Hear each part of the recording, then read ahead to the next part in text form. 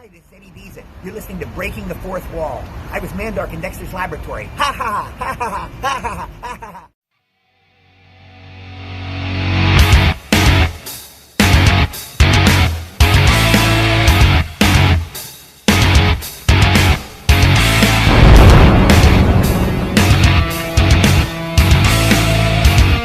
You are listening to Breaking the Fourth Wall on Realm of the Mist Entertainment.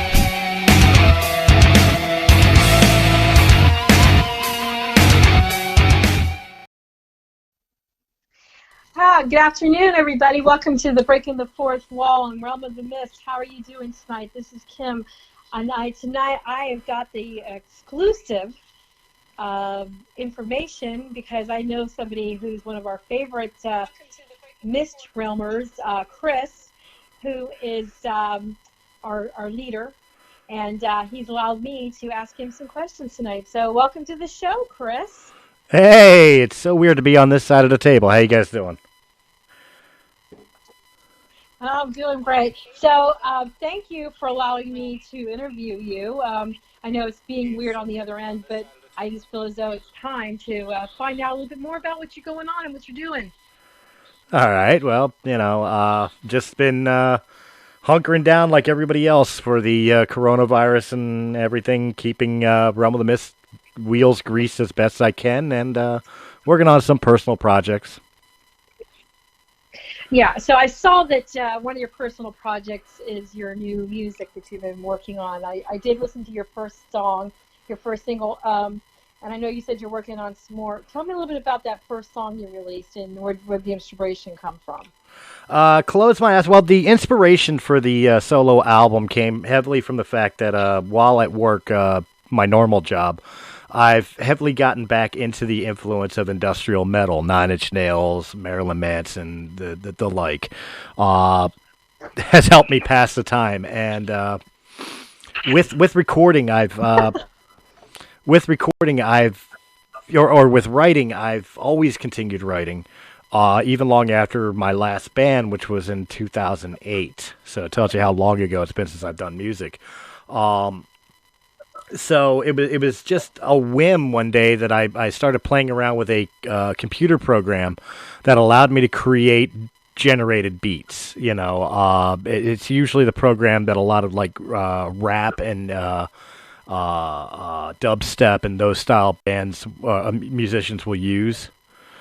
And I started being able to play around with it, toy with it, come up with some typical beats and all, and it just inspired me to turn around and say, hey, you know what, I've always wanted to do a solo album, and I kind of want to do an industrial thing, and I don't want to take the time and effort into creating a band and finding musicians, and I really don't have the time to do that, but maybe I could do this on my own. So here it is. This is what I've been doing. Close My Eyes, ironically, was not the first song that was written for this album, but it was the one that came together the fastest, if that makes sense. Actually, the first song that was completed for the album was a song called Fallen Prophet. A little bit more heavier, a little bit more metal than Close My Eyes, but Close My Eyes, really, the inspiration behind that song was just the thought of people going through pain on a daily basis, whether it's depression, whether it's loss of family, loss of income, loss of everything, and people who just do not know how to handle those types of situations. And when I write in a storyteller format. They're not anything. I don't suggest anything that people should do. But essentially, the character in the song is awaiting the chance to no longer feel that pain. And essentially, he wants his eyes closed forever. So he's basically awaiting death to finally release him, is essentially what the song is about. A little dark, but I think that I think a lot of people right now are in that position where they're just afraid and they just want this to all end, and not necessarily with losing your life, but just kind of we've lost our life, in a way. You know, right now, our way of life is gone. You know, our normal way of life. So it's kind Right. of very timely. You know. Well, it's kind of ironic since I wrote "Close My Eyes" at my last job. The lyrics to it. Again, I write at the most weird times. I wrote a song one time, as I use as an example for people. I wrote lyrics to a song called "Messenger of Mayhem," which has never been turned into a song, by the way. But I wrote that while on a bathroom break at work when I worked at Sears years ago. Like, it was just one of those deals. Wow. You're sitting there in the stall, you have nothing else better to do, and just a lyric came out of nowhere, and you just grab a pad and paper and start writing. You know, and even now, I've been that way musically. Anytime the inspiration strikes, even if I have no reason to create a song, I write down the lyrics usually as a poem. And from there, they get broken down into verse, chorus, finding out what the meaning of the song would be from the poem that I wrote, and then comes the music. And usually that's the weird one, because when I sat down to do this project, when I sat down to do Forgotten, I had no idea what songs I was going to use, if any of them, because I've got hundreds of lyric sheets, and in fact, I've written one or two new ones for Forgotten. So they're not lyric sheets that I've just been sitting on forever. But I knew I had a whole bunch of songs and all that I wanted to one day turn into music. But it's the music that dictates what lyrics I'll use. Once the music's together, I hear the beat, I hear the purpose, I hear the rhythm behind it. That's when I start digging through the lyric sheets and discover which fits best to that beat, to that song. So when you're doing so obviously as a creative person, so do you kind of go back and revisit your poems or your lyrics, or do you just kind of like let them lay there until you're ready to, like you said, this beat comes in your head, or do you ever go back and keep revising something? All the time. As a matter of fact, the song that I completed today, a track called "A Safe Place," was a lot longer song than it wound up being when I completed it today. When I originally wrote the poem, it was a page-and-a-half poem that got broken down into 4 verses and a chorus, pre-chorus. When I went to record the song, I deleted 2 verses. Wow. And turned the pre-chorus into 1 full chorus. So they always revise up until they're finally, the vocal tracks are laid on the music. I've done that to a lot. One of the perfect examples in my last band, I had a song that is now entitled "One Last Kiss," but when it was first written, it was written as "I'm Sorry." And the reason the song was called "I'm Sorry" was it was a story of a guy who was regretful of murdering his spouse. That was the story behind the song. When we sat down to record it, a lot of things changed. A lot of vocals changed. A lot of the lines within the vocals changed, where it lost the whole entire subtext of some violent crime that happened. And it literally became a song of somebody lamenting the loss of a relationship. Wow. That's So a big difference. the song really took on because of the music, the song took on a completely different subject matter. And "I'm Sorry" wasn't the right title for it, even though it's one of the basic lines in the song.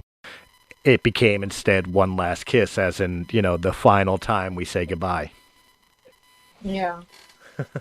So when you were in your other band, so were you the front man, or how did that go? Because I enlighten us on your band time here. Well, yeah, I've since starting in music, I've always been the singer songwriter, the front man, in some way, shape, or form, a lead vocalist. It's what I do. Sometimes I'll play guitar, in a band. Not often. More often than not, I'm the guy just pretending I know how to sing. Swinging the microphone, looking all, swinging your hair back and forth, all that stuff. Actually, you're not too far from it, especially when I had long hair, But yeah, I saw, and you showed me some of that video clip when you were working on my intro there. I saw it. Yeah. And my old lead guitarist said I was the most rock star person he's ever met up on stage, which is ironic because I'm probably like, for lack of a better term here, Sheldon Cooper when I'm not on stage. I'm the least cool frontman you'll ever meet. I know, it's your persona, it's like you have to have that. I don't know, something about like when you're out there, you just like all of a sudden that just takes over. It's like your whole life just changes right there at that instant. I don't know, it's like, I don't know, I'm a very extroverted person too, and it's like, I like think I'm such a geek on a lot of levels, but then when I'm out there, it's like it doesn't matter. I don't care. You just let it all out, and it's really cool. So this new album that you're working on, I know you said you had a goal to finish it up. And how many tracks do you think you're going to lay on this for us? I have slated 9 or 10. I'm debating on the 10th track. So that's my bonus track, me singing with you. We already decided that? Yeah. Maybe. I mean, again, I did release a playlist, but even that's cards to change. Even though thus far the 4 tracks that I have completed are in that playlist, and I have the other one still slated, you never know. I may get a fur up my ass to write a completely different song, and it replaces one of the ones on the track, on the track list. But yeah, the goal is that the album Forgotten will be released December. Mid December. I'm shooting for Christmas. I'm shooting for a Christmas release. So it's like Christmas with the metal. That's it. Heavy metal Christmas. Nothing says Merry Christmas like the most depressing freaking album you'll ever have. I know. It's like joy to the world. I want to hear about joy. I'll tell you about joy. Kiss my ass, joy. But no, like I said, I set myself that goal. Just like with releasing Close My Eyes, I had to have it out this month. Because of the fact that if I don't put that pressure on me and announce it to the world that, hey, I'm doing this and this is happening at this point, if I don't do that and put that pressure on myself, then I wind up laxing and then forgetting. If that makes sense. It's like, I'll let everything else get in the way, and it's like, well, I'll work on this later, or I'll work on this later, and later winds up being never. I think when you put it out there in the universe, it's kind of like now it's like I can't take it back, and that's a good thing sometimes, because sometimes I think we when we have these personal goals and we don't share them, even if it's just within our own self, I think that we end up, like you said, it just kind of gets put in the back. It's like, oh, I can do this or I can do that. And I think one thing that's even though you got your depressing music, I'm just teasing you, Chris. I really am. No, you're finding something positive to do during all this coronavirus. All this uncertainty. You're letting your creative juices flow, which is awesome. Well, you need something to do. But I actually started this before the coronavirus. Just the coronavirus has allowed me to get kind of ahead of the game, as I stated today on social medias. I'm actually kind of proud of myself that 4 tracks are down. I'm basically halfway done the album, and musically, all the tracks pretty much are done. Like I've finalized the music to the songs. It's putting the lyrics to them, singing them, mastering the lyric tracks, and then mixing it all down together. That's what's left to do, and I've completed Believe in Me, Close My Eyes, obviously, because I released it, Fallen Prophet, and as of today, A Safe Place. So I've still got, like I said, 5 to 6 more to do. The 6th one being if I decide to make it a 10-track album or just leave it at 9. But bonus track. Yeah, exactly. We'll do a Christmas Carol. No, it's not fair. It's not fair to call it a bonus track. It's not fair to call it a bonus track, because bonus track is you're getting something extra for free. This whole album is free. It's all a bonus track. I'm not charging a dime for this album. When it releases, to the public. It is going to be released as a free download to everybody. You can download an individual song. You can download the whole entire album. I want nothing from it other than just to know what you guys think, because the fact that it's such an experimental thing, and it is literally me just wanting to see if I could even do it. You know, I don't expect to make any money or income from it. Hell, I don't even know if I'll do another one. I just wanted to see if I could. So why would I charge anybody else for something I just wanted to see if I could do? So if it's successful in the sense that, you know, like, of course it's not the same kind of music, but kind of reminds me of Ed Sheeran, because like I've gone to Ed Sheeran concerts. He's just up there with that beatbox thing, and he just starts hitting the beat, and he just starts playing the riffs, and it's really cool to watch him do that, because it's like so much you can do with, like you said, with this creativity of all this. So who knows? You may be starting something new, and you may be starting a movement. Yeah, you never know. I mean, I don't know what the future holds. If I drop this album and it winds up being a major hit, and it's not just because, you know, it's free, but people actually dig what I'm doing, then yeah, I'd be stupid not to release another album. But if this is the only one I do, I just want to see if I could do it. Well, I think it's awesome because, you know, it's something just, you know, everybody's got goals, and so that's a good way. So you told me you have all these, they're all written. So is there any like happy joy song in there? Or are they all pretty much? I don't think happy joy really fits the persona of style of music, but I mean, I most of what I write psychologically isn't for this album anyway. Psychologically isn't necessarily what's the term I'm looking for here? It's not all doom and gloom, but it is a look into like the psyche of a person who deals with depression, who deals with failure, who deals with heartbreak and loss. And you know what I hope, the positivity that I hope gains from what I write is that I hope people can take the songs as like, you know what, you get it. I've felt that. I've been through that.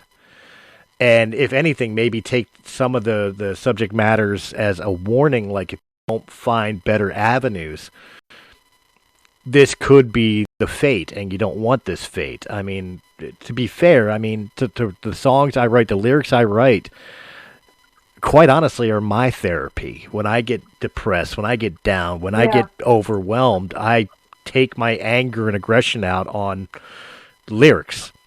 And by the time I finish writing those lyrics, I feel better about myself. It's a lot healthier way of doing it than, say, putting a hole in the wall or drowning my sorrows in a bottle or, you know, something of that nature. Yeah. I have to give you my, here's like a little secret into my psyche. When my kids were all little, because, you know, I have 5, and some days when I would be like, oh my gosh, I can't deal with it, I would go in the car and I would crank up Linkin Park and just screamo my head off, or Metallica, and it's like, yeah, I get it. It's like you have all this anger and this angst, and it's like, and you can just like scream along with it, and it's like, it's very great therapy, you know. Well, I could definitely say, as far as like the music is concerned, because I've always played in metal bands, whether it was thrash, industrial, or not industrial. This is my first time in industrial, but I mean thrash or grungy or like the last band, we used to call it aggressive rock because it was too aggressive to just be rock and roll, but not aggressive enough to be metal. You know, so it's always been a hard rock, heavy metal experience. This is the first time I'm really delving into, for lack of a better term here, I guess you could kind of call it more poetic. Like, even though there is some rock elements, it's obviously industrial. It has that heavy industrial sound and beat to it, but lyrically and the way I deliver lyrically is more artistic and poetic than your typical. Sensitive. As best as you can. As best as I can. Again, I do call myself a storyteller, but I don't call myself a singer. No, that's a cool thing. No, it's all cool, you know. But I enjoyed it. I enjoyed the song. I mean, to me, like I said, music is something that speaks to me. I love music and all kinds of music, and So like a lot of people look at me like, like if they look at my playlist, sometimes be like, wow, she's got like everything from Christian music to, like you said, I love some of that, getting into that. And I work with teens a lot, so I get a chance to learn a lot about different music. Right. Because they love to share what they're listening to. That's because what they're listening to. That's because what they're listening to. Yeah, well, no, they will share with me. Believe it or not, they will share. But yeah, what they're listening to, of course, they want to share. What they're listening to is an extension of how they feel, their own thoughts and emotions. They connect to these songs in a way that they feel expresses their issues that normally they don't get to express. So I get why they would want to. You there, Chris? Yeah, I'm here. Yeah. Yeah. I get why they would want to share that with people, because maybe that it explains how they feel or what they think better than their own words. Which, trust me, today's teens, their own words are nonsense anyway. So yeah, listen to their music, because the music will probably tell you better. Yeah, especially like I said, I had like some kids.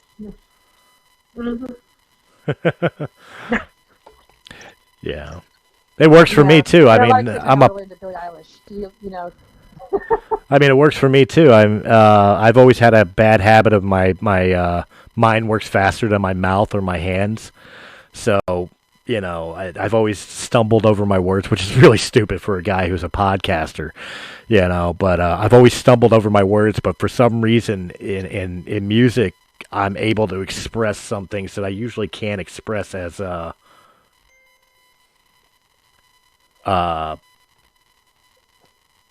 see, I'm doing it now, as articulately as I could just speaking normally to people. See, I'm doing it right now. It's like,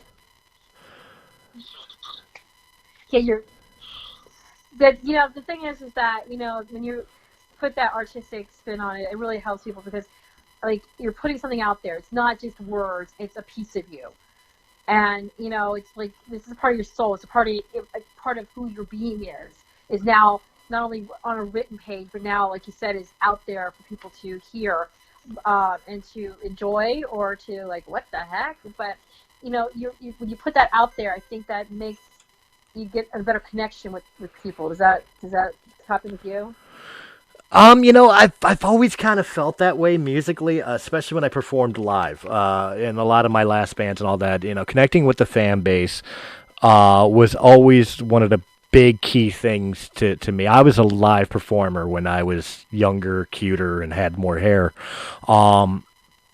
where the joy of being the joy of being in a band and being in the garage writing the songs and hashing them out only got overshadowed by being out on the road, live, on stage, performing, and then meeting the people after you perform and just seeing who got it.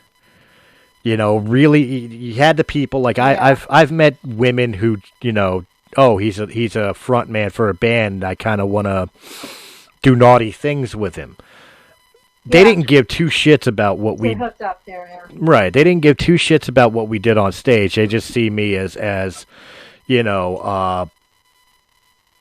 some form of local celebrity, and that's it. They didn't care about what I was trying to project.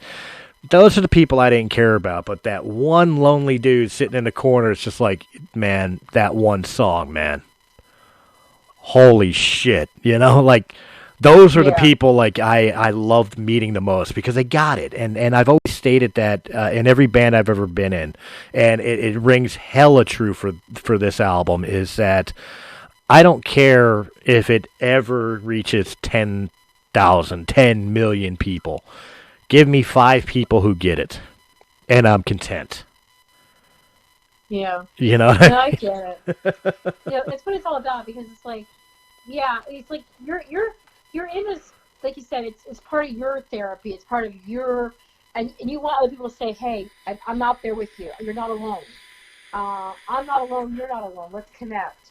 And I think that's what the main thing is. It's like, we're meant to be in connection. We're meant to have some kind of like bond and I think music is like one of the places that people can really do that, and express themselves, and especially writing. I think that's really awesome that you're doing that.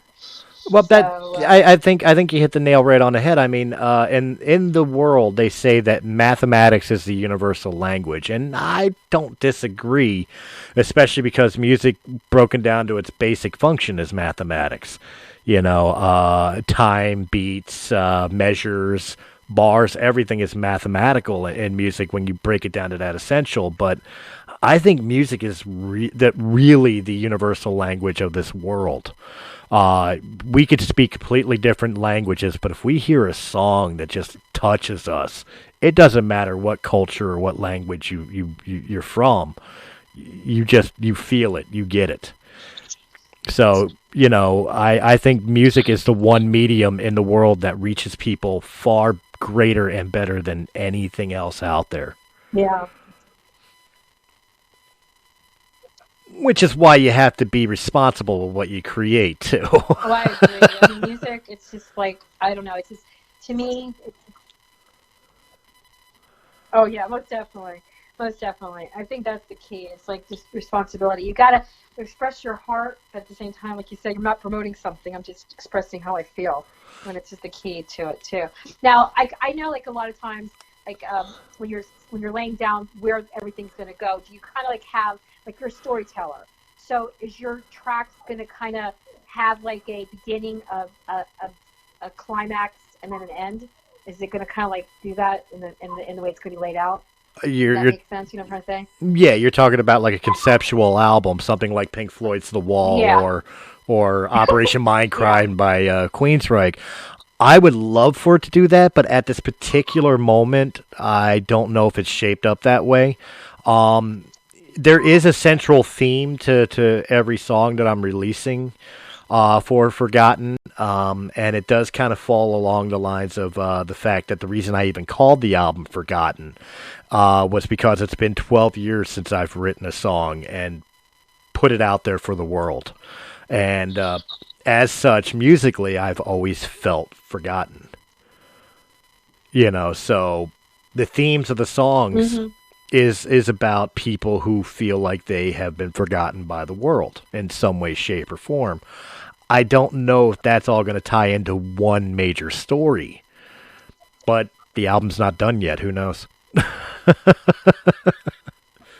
It's not intentional, Yeah. but I'm I not think I against know. it happening. I yeah. I feel like I can maybe I just like one of those people like kind of looks into things like that. Like I'll listen to any kind of album and I'll listen and I'm like I'm trying to put together some kind of underlying theme. Maybe it's my own again. Maybe it's my own thought process. But I always find that there is something that's usually like I don't know, maybe because I don't usually get to talk to the artist, which I'm really glad I get to talk to you. But I'm, like listening to it, I'm like, oh, I get that theme. Like one of my favorite albums was Hoobastank's album, the first one they did. And Okay. I'm listening to it, and I'm like, I can hear all this, like, I'm sorry, this happened, and it's like, as the whole album is being played out, I'm like, I got this person's journey. I don't know if it was true or not, but it was my perception of this person's journey. So, Well, one of my favorite all time lyric writers is Jim Morrison of The Doors. Yeah. I wish I had a tenth of his writing ability because of the fact that he has the ability to write meanings within meanings within meanings within meanings within his songs. That at the end of the day, you really don't know what the hell it was he was writing about. You just found your own meaning in the song for yourself. Yeah. And Exactly. he was one of those people that was very much a master of that. And as much of a wannabe as I am, that's kind of how I write. I always like in the last band Dissolution Purity. Yeah. I wrote songs that I used to self-describe as they were horror stories, and they were intended to be taken in the same vein and fashion as like Stephen King. It's fiction. You know what I mean? It's not meant. Yeah. It's not meant to be real. The emotion and subject matter within it may be real, but it's not real in the sense of like this is not something that ever happened in my life. This is not something I ever thought about doing in my life. This is just a story. You know what I mean?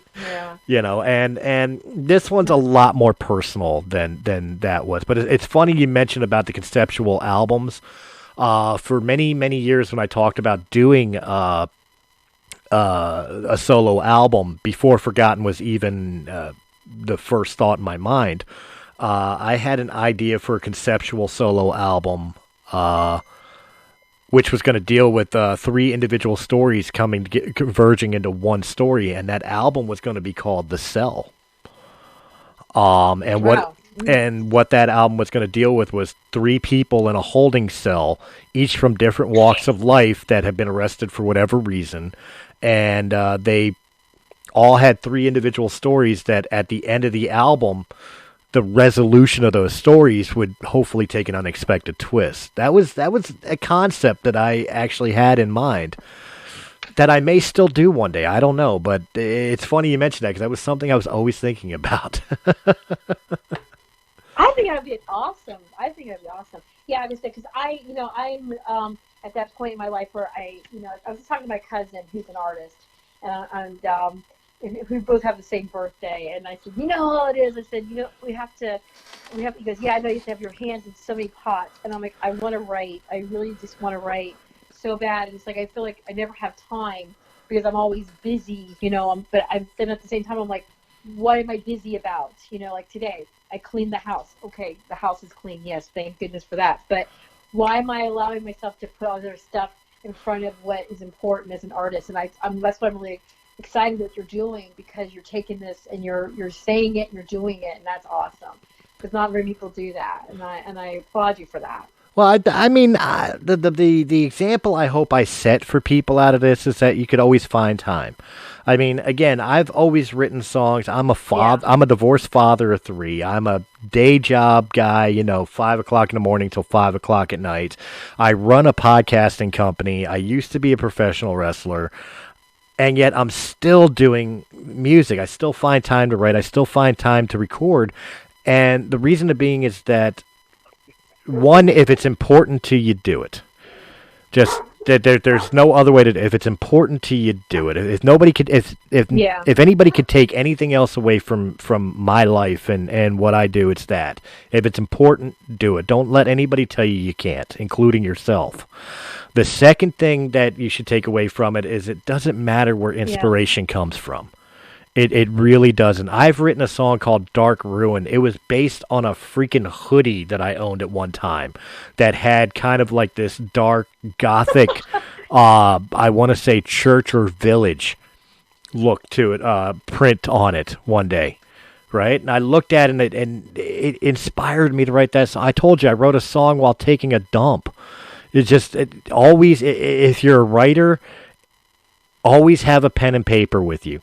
So that way when inspiration strikes, write it down. It doesn't matter if it's a line, if it's a lyric, maybe it's something you saw in a movie, maybe it's something you heard in a conversation at a bar. Write it down because that may become important one day. Yeah, I agree. Because like I said, I talked about before, but I have all these things in my head, and I just got to put it down on paper, which I am going to do because I'm putting it out there in the universe. And that's why I started this podcast. I want to do something. I have to be creative. I'm tired of not being creative. I feel like I was dormant for a while. So I'm excited to be alive again. So I think that's the key too. Is we can't stop living. We can't, like you say, it's almost like a part of your breath. And that's what I love about your music too, because it is a piece of you. And I'm excited that you're able to share this with people. I appreciate that. Like I said, I'm doing this. It's really kind of like a double dog dare to myself. And because I know I could write a song and I know I can passably sing, but I've never done all of it myself. And I've never just put it out there. As I said, a lot of my past songs have been more horror stories than personal delve into, my own psyche, if you will. So, that's why I was so nervous about releasing Close My Eyes, because it gets a little personal. I mean, I'm not looking to die. I liked it, though. I did. I liked it a lot. I mean, I just, all I keep thinking about when you keep talking about you wrote the song in the bathroom, all I keep thinking of is from Fast Times at Ridgemont High when Judge Reinhold's character hits the thing. Man, he has a hell of a piss, Arnold. What if CAT really spelled dog? Sorry, I had Revenge of the Nerds in my head on that one. Yeah. Oh, I know. We should get together and just throw movie quotes out. Oh my God, that's awful. Somebody posted on Facebook today, and I have to say, I'm embarrassed to say this happened to me. There's like there's like some crappy movies. It wasn't like these are great movies. It's like if you had 165 of these movies, you have no life. I think I got 163. I'm like, I'm just missed having no life.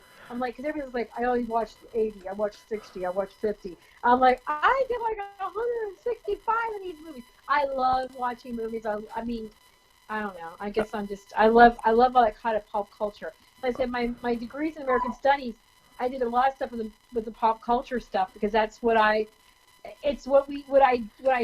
delve into, you know, pop culture. I had to do it for studies, right? It was all for educational purposes. We used to just use that, right? Well, I mean, Realm of the Mist Entertainment was born from Breaking the Fourth Wall, the show that you're hosting right now.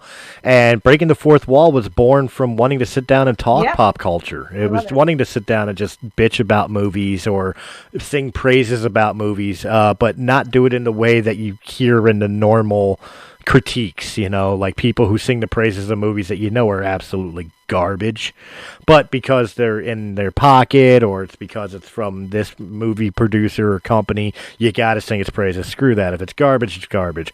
On the other hand, if it's a movie that most people think is garbage, but you know what? It was actually better than you think, that's what we talked about. I mean, all of Realm of the Mist was born from the same thing. We love pop culture. So, you know, movies, music, TV, books, comic books, all of it. That's really where we come from. I mean, I was a nerd before nerd was cool. This one class.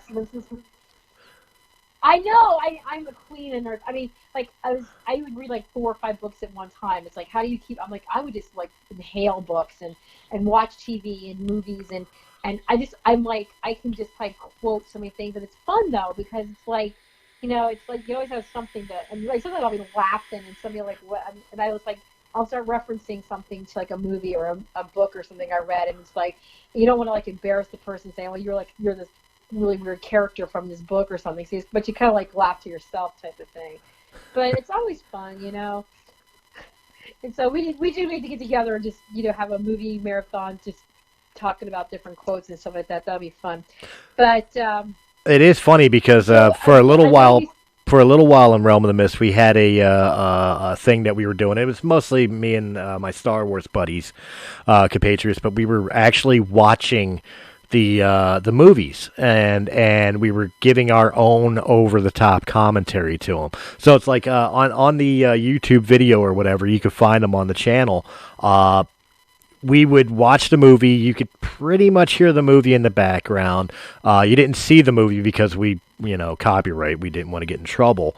But we told you to do is like when we started the movie, that's when you start your movie. So you're watching the DVD or whatever at home, but listening to our commentary track. So we were just sitting there commenting on the movie the whole entire time we were watching it. You know, what we liked, what we didn't like, what we thought was great, little trade secrets that we heard about for that particular film. You know, so obviously it died out because those people are no longer with the company. But that was something we were doing. That's so it's kind of funny you're mentioning that. Yeah, so no, it'll be fun. So I know you said that, you know, you listen to 9 Inch Nails and Marilyn Manson and all that stuff like that. So who is your like if you could be in a band with somebody, who would be the person or who would you want to front a band with? Like who would you want to play with? Like who would be like your dream team band? Does that make sense? Half the people I would love to be the front man for are dead. Well, to start off, I mean, I've got major influences to my writing. Obviously, I said Jim Morrison of The Doors is a major influence. So is Trent Reznor, 9 Inch Nails, and James Hetfield of Metallica. You know, major influences on me as a front man and as a singer and a songwriter. If there's one person I would love to have the life of and the longevity of, or at least an opportunity to just sit down and say, how the fuck did you do it? Ozzy Osbourne, 110,000%. But if I were to put together my ultimate dream team band, um, Oh, most definitely. if I were Oh, able most definitely. if I were able to put together my ultimate dream team band, it would be Randy Rhoads at lead guitar, Eric Clapton at rhythm guitar, uh, Cliff Burton of Metallica as bass, and Neil Peart on drums. Mm. To me, that would be forget it. There'll never be another band. Oh, Led yeah, Zeppelin most has been definitely. thrown Oh, over. gosh. Yeah, He was, it's over. You know, yeah. what never happened is completely Yeah. conflicting styles, but just they were masters That's of their the ultimate instruments. band, I'm telling you. Yeah, they were masters of their instruments, and to think that like you can mesh Oh, yeah, those most guys definitely. together would be just phenomenal. But if I could have the opportunity to And the sit thing of down, it is you could mesh them together because they're so precise. oh, exactly. But yeah, if I were to choose one person to sit down and just pick their brain for 10 minutes on how I can keep the same longevity and career and popularity, it would have to be Ozzy. I'd have to sit down and talk to that man. Like, well, you know he's got to do it right. You know, he's so, oh my gosh, he's so funny. The He's so talented. I mean, oh my gosh, he was. Well, the thing is, the man's 70 He years keeps old. creating himself without. The man's 70 years old, can't talk, can't walk.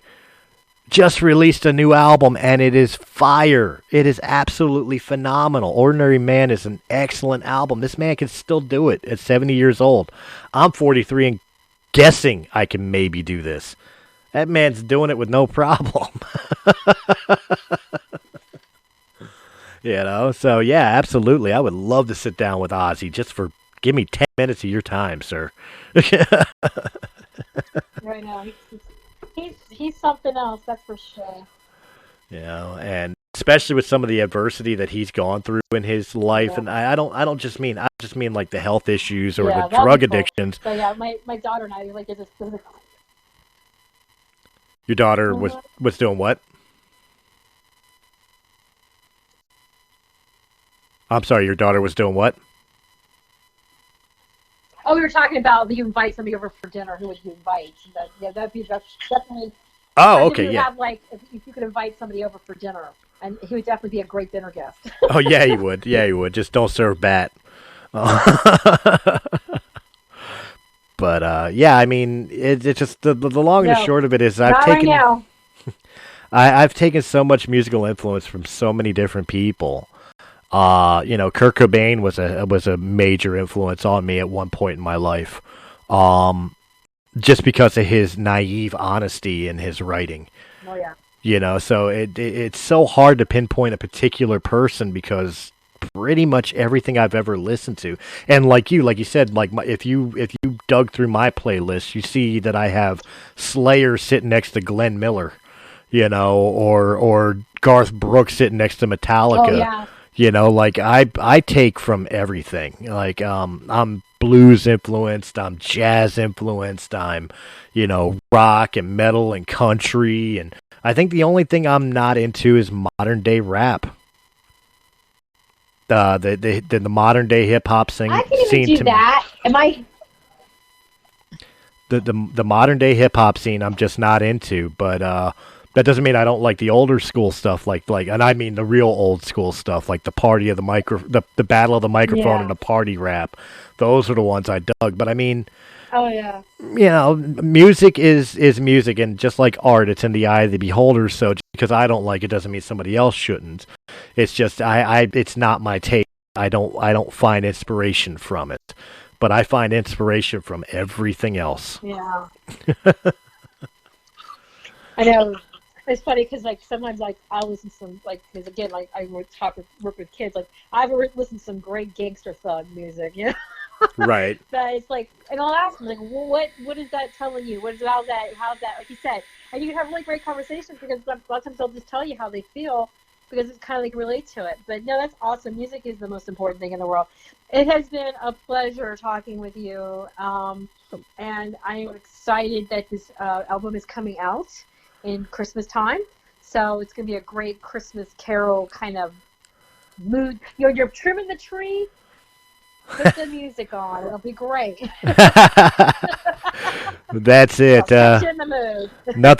Nothing will get you more ready than stringing up some popcorn on your tree while having Rudolph the Red-Nosed Reindeer on the TV, but you turn down the volume and jam out to "Can't Kill the Dead."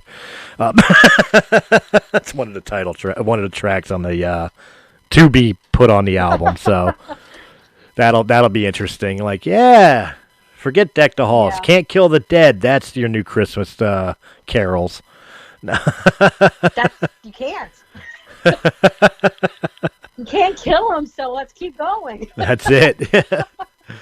But yeah, guys, if you're interested in the track Close My Eyes, or if you're interested in the album when it releases in December, it will be available. If you look on the screen, you YouTube watchers right now, you'll see at the bottom of the screen there is a web address. That is the website. You can go to that website.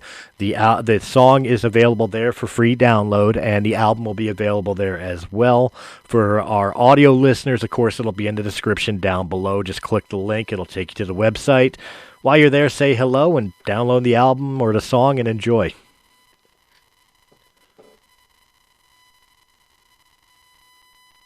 Did I lose my host?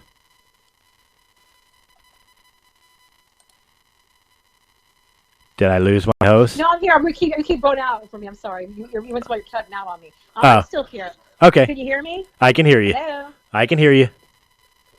Can you hear me? I can hear you. I got you. Yeah, we keep every once in a while you cut out on me. So, are you hearing me now? You got me? So I got you. Let's make a video. Let's make a music video. I think we should make a music video on Can't Kill the Dead.